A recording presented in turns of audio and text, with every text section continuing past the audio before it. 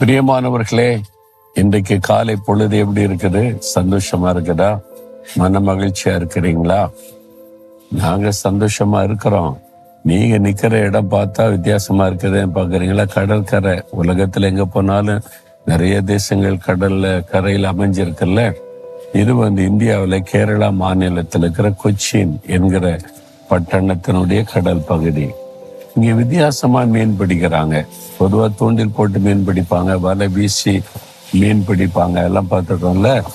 இது அப்படியே வலையை உள்ள இறக்கி இருக்கிறாங்க. கொஞ்ச நேரத்துல அப்படியே மேல தூக்கினா நிறைய மீன்கள் இருக்கிறது. இது சீனா வலை அப்படின்னு சொல்றாங்க. ஒருவேளை சீனாவில் இந்த மாதிரி மீன் பிடிப்பாங்க போல இருக்கிறது. இங்கேதான் அது மாதிரி மீன் பிடிக்கிறதே பார்க்க முடிகிறது கொச்சின்ல.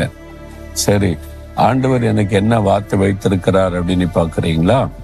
எரேமியா 15:19 நீ திரும்பினால் நான் உன்னை திரும்ப சீர்படுத்துவேன். ஆண்டவர் சொல்ல, நான் உன்னை திரும்பவும் சீர்படுத்துவேன். அப்படின்னா என்ன காரியம் அப்படின்னு நினைக்கிறீங்களா? அதாவது ஒரு வாலிப மகள் அமெரிக்காவுடைய தென் பகுதியில, தென் அமெரிக்கா இருக்குல்ல, அதுல குவாட்டமாலா அப்படின்னு ஒரு பட்டணம் இருக்கிறாரு. அந்த பட்டணத்துல வாழ்ந்த ஒரு மகளுடைய வாழ்க்கை இது. முதல்ல நல்லா தான் இருந்த, சின்ன வயசுல பக்தியா இருந்தா, சர்ச்சுக்கு போறது வர்றது, பெற்றோர் நல்ல பழக்கத்துல வளர்த்திருந்தாங்க. வாலிப வயதான உடனே பாருங்க, கண்களை நிச்சை, மாமிசத்தை நிச்சை, திரும்பினபடி வாழணும், அதனால அனுபவிக்கணும்னு சொல்லி போய் அவள் ஆண்டவரை விட்டு தூரமா போய்விட்டாள், பெற்றோரை விட்டு தூரமாய் போய்விட்டாள். அதனால் இஷ்டப்படி வாழ்ந்து பாவத்தின் நிமித்தமா ஒரு வியாதி அவளை தாக்கி விட்டாரு. வியாதியில பாதிக்கப்பட்டு எலும்பும் தோலுமாகி அவள் ஒரு குடிசைக்குள்ள, கடைசி நிலவு குடிசைக்குள்ள வியாதி படுக்கையில படுத்திருந்தாள். அவளை நேசிக்கவோ கவனிக்கவோ யாருமே வரமாட்டாங்க. தன்னை நினைத்து ரொம்ப துக்கத்தோடு வேதனையோடு படுத்திருந்தாள். அந்த பட்டணத்துல ஒரு கூட்டம் நடைபெற்றது. ஒரு பெரிய ஊழியக்காரர் T.L. ஆஸ்பான் என்கிற ஒரு ஊழியக்காரர் பெரிய கூட்டம் நடத்தினார். லட்சக்கணக்கான மக்கள் கூடினாங்க. அந்த ஊர்ல இருந்து சில கிறிஸ்தவ பிள்ளைகளுக்கு இந்த வாலிப மகள் குடிசையில சாக கிடக்கிறாளே படுத்து, இந்த மகளை குறித்து அறிந்திருந்ததுனால அவங்களுக்குள்ள ஒரு பாரம்.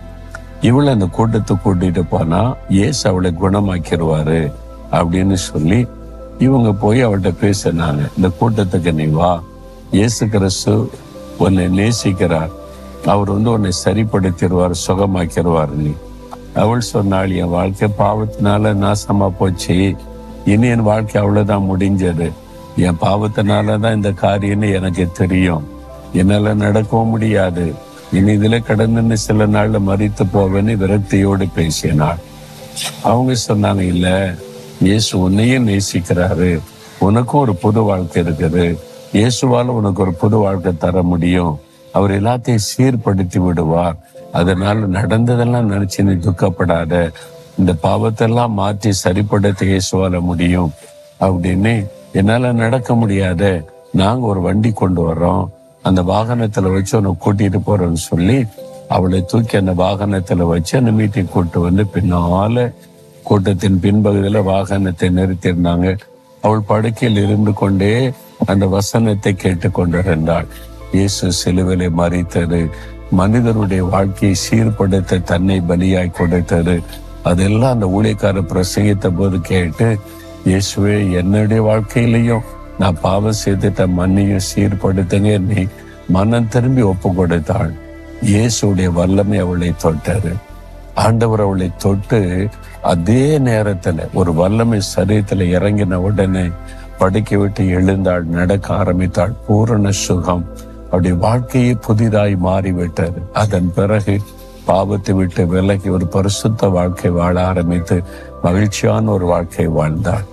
பாத்தீங்களா, இயேசு கிறிஸ்து சீர்படுத்துகிற தேவன். நம்ம மனம் திரும்பினா போதும், என் வாழ்க்கையில பாவம், பாவக்கரை, இந்த தவறு, இந்த மீறுதல், இதனால என் வாழ்க்கை இப்படி ஆயிட்டேன்னு அவ்வளவுதான் அப்படின்னு நினைக்கிறீங்களா? இல்ல, இயேசு உங்களை சீர்படுத்தி சரிப்படுத்தி ஆசீர்வதிக்கிற ஆண்டவர். நீங்க செய்ய வேண்டிய ஒரே ஒரு காரியம், மனம் திரும்பணும். ஐயோ, நான் பாவம் செய்ததை என்னை மன்னிச்சிருங்க ஆண்டவரே, இந்த பாவத்தை உணர்ந்த மனம் திரும்பினா இயேசு கிறிஸ்து சீர்படுத்த வல்லமை உள்ள ஒரு தேவன். நிறைய பேருடைய என் வாழ்க்கையை சீர்படுத்தினார். நான் மனம் திரும்பின போது சீர்படுத்தி தான் என்னப்படி நிறுத்தி இருக்கிறார். எல்லாருடைய வாழ்க்கையிலுமே இந்த மீறுதல் பாவங்கள் அந்த பாதையில கடந்து வந்திருப்போம். ஆனா இயேசு கிட்ட வரும்போது அவர் பாவத்தை மன்னித்து நம்முடைய வழியை சரிப்படுத்தி ஒரு நல்ல பாதையில நடத்துகிறார். உங்க வாழ்க்கையில ஒருவேளை இந்த அனுபவத்தை பெற்றிருந்தா ஆண்டவரை துதிங்க. அந்த அனுபவம் இல்லாம உங்களுக்குள்ளேயே பாவத்தை குறித்து வருத்தப்பட்டு கொண்டிருந்தா இயேசு கிறிஸ்து உங்களை சீர்படுத்தி ஆசீர்வதிக்க விரும்புகிறார். உங்களை அப்படி கையில ஒப்பு கொடுத்தா போதும். சொல்றீங்களா, ஆண்டவரே என் வாழ்க்கை பாவத்தினால நாசமா போச்சு, சமாதானம் போச்சு, நிம்மதி போச்சு, பரிசுத்தம் போச்சு, குடும்பம் போச்சு, வியாபாரம் போச்சு, எல்லாத்தையும் இழந்துட்டு சரீர ஆரோக்கியம் போச்சு. சீர்படுத்துகிற தேவன் என்பதை விசுவாசிக்கிறேன். இன்னைக்கு மனம் திரும்பி உம்முடைய கரத்தில் ஒப்பு கொடுக்கிறேன். எனக்காக சிலுவையில நீங்க ரத்த சிந்தி மறித்து உயிர்த்தெழுந்ததுனால என்னையும் சீர்படுத்தி ஆசீர்வதிங்க. ஆண்டவரே, யார் யார் இப்படி ஜெபிக்கிறாங்களோ இந்த மகனை தொடும், இந்த மகளை தொடும். இன்று முதல் ஒரு பரிசுத்தமும் சமாதானமுடைய வாழ்க்கையில வரட்டும், புதிதாக்கி விடும். இயேசுவின் நாமத்தில் ஜெபிக்கிறோம். ஆமேன், ஆமேன்.